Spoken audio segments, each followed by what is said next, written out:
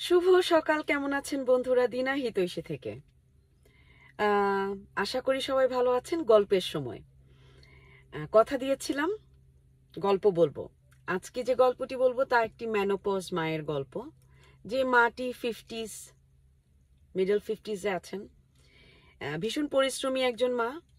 সন্তানদের অসুস্থতা, সন্তানদের স্ট্রাগেলে সবসময় সন্তানদের সাপোর্ট করেছেন। সন্তানদের সাথে তার একটা লিয়াজু আছে, একটা কানেকশন আছে। খুব সুখী পরিবারের একটা মেয়ে। স্বামী তাকে প্রচন্ড ভালোবাসেন, বিশ্বস্ত একটি মানুষ, খুবই ভালো একটি মা। কিন্তু মায়ের যদি কোনো দোষ বলতে হয়, তৃতীয় পক্ষ হিসেবে যা দেখেছি তা হচ্ছে তার সত্য বলবার, সত্যের সাথে থাকবার প্রবণতা। এবং আমরা জানি সত্যের সাথে যারা থাকে তাদের জীবনটা কিছুটা কঠিন। মিথ্যে যারা বলে তাদের মানুষ ভালোবাসে, তারা খুব বিপদে কম পড়ে, তাদের মানুষ বিপদে ফেলে না।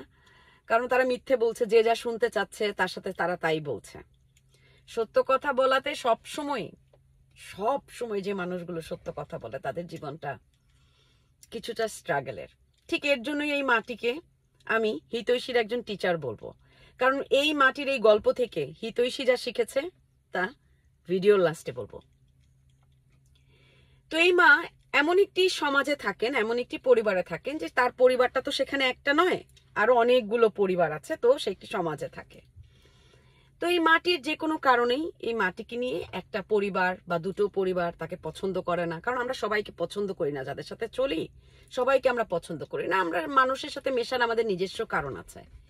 কিন্তু এই মাটিকে নিয়ে ব্যক্তিগতভাবে কোনো একটি পরিবার ইনসিকিওর, বা তাকে ভালোবাসছে না, বা তার কথার স্টাইল ভালোবাসছে না, বা তার উপরে কোনো ক্ষোভ আছে, বা তার কোনো একটা কিছু আছে। তো এই মাটির সম্বন্ধে তার একটা মিথ্যে কথা ছড়িয়ে দিল, পুরো বন্ধু মহলে তার নামে একটা মিথ্যে কথা ছড়িয়ে দিল।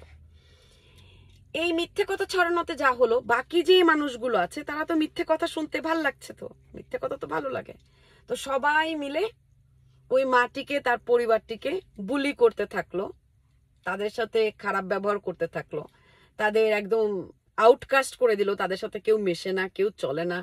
তার বাচ্চাকে বুলি করা শুরু করলো, তাকে বুলি করতে থাকলো, তার হাজবেন্ডকে বুলি করতে থাকলো, অনলাইন অফলাইন। পরিবারটিকে প্রায় বছর খানেকের মতো একটা জায়গাতে তারা স্কেপগোট করে রাখলো। এবং আমরা সবাই জানি স্কেপগোট মানে সেখানে ডিপ্রেশন, এংজাইটি, প্যানিক অ্যাটাক, আরো অনেক রকমের অসুস্থতা থাকবে। এবং যেহেতু মাটির বয়স হয়েছে, তার সুগার হাই, প্রেশার হাই, তার ইমিউন সিস্টেম ডাউন, সে যে খুব তাড়াতাড়ি অসুস্থ হয়ে যাচ্ছে।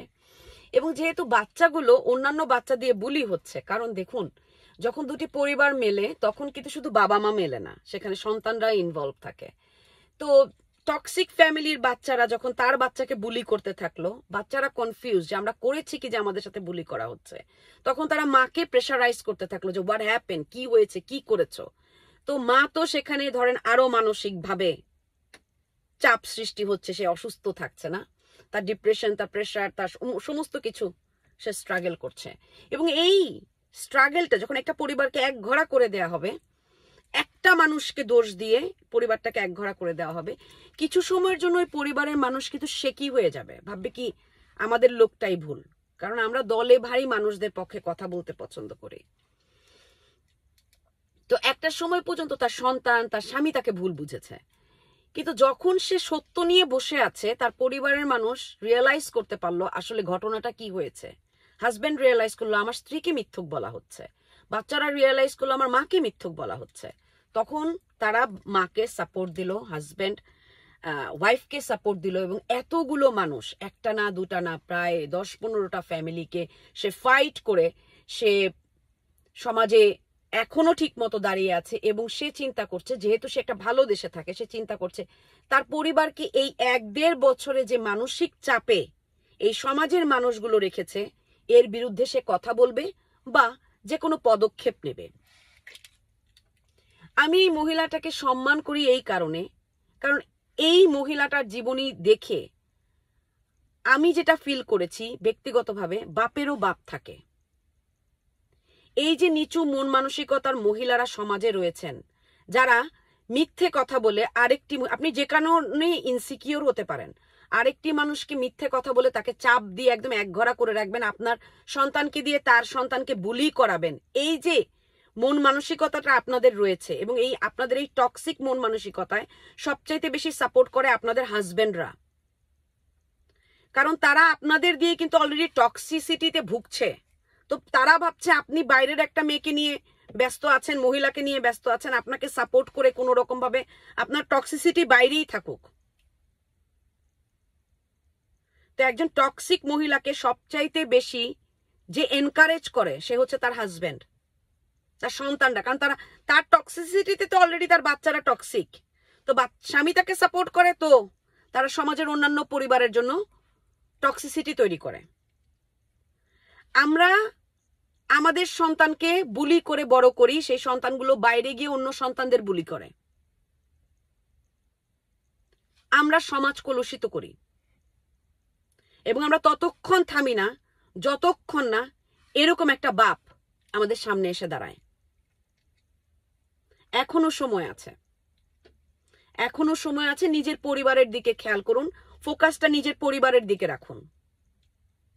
আমাদের সন্তানরা যখন আমাদের সামনে, আমাদের পেছনে আরেকটি পরিবারের বাচ্চাকে বুলি করবে, সেই সন্তানটাকে আমরা টক্সিক ভাবে বড় করেছি, এবং আমরা একটা হিংস্র প্রাণী সমাজে দিয়ে রেখেছি যেন সে সবাইকে বুলি করে নিজেকে বড় ভাবতে থাকে। আমাদের সন্তানরা অন্য সন্তানদের সাথে, অন্য মানুষের বাচ্চাদের সাথে যে খারাপ কাজগুলো করে, তার জন্য আমরা অনেকখানি দায়ী বাবা মারা। এবং যখন আমরা হাজব্যান্ড ওয়াইফ, আমাদের পরিবারের সেফটি যেন আমাদের দুজনার একসাথের যুদ্ধ হয়, কখনোই যেন একজন আর একজনের বিরুদ্ধে না হয়। কারণ মনে রাখবেন, একটি সিংহীকে নিয়ে একজন সিংহই বাস করে, গরু, ছাগল, ভেড়া বাস করে না। এবং হিতৈষী যা শিখেছে তা হচ্ছে সত্য বলবার সৎ সাহস। যারা সত্য বলে তারা সামনে কথা বলে, যারা পেছনে বলে তারা সবসময় মিথ্যে কথা বলে। আর মাঝে মাঝে আমাদের কিছু প্রিয় মানুষ আমাদের মুখের উপরে সত্য কথা বলে না, কারণ তারা আমাদের সম্পর্কটাকে দাম দেয়। সত্য যখন বলবেন চিৎকার করে বলবেন, তা যত ছোট হোক, ক্ষুদ্র হোক। কারণ একটি সত্যকে নষ্ট করবার জন্য হাজারো মিথ্যে মানুষ তৈরি করে।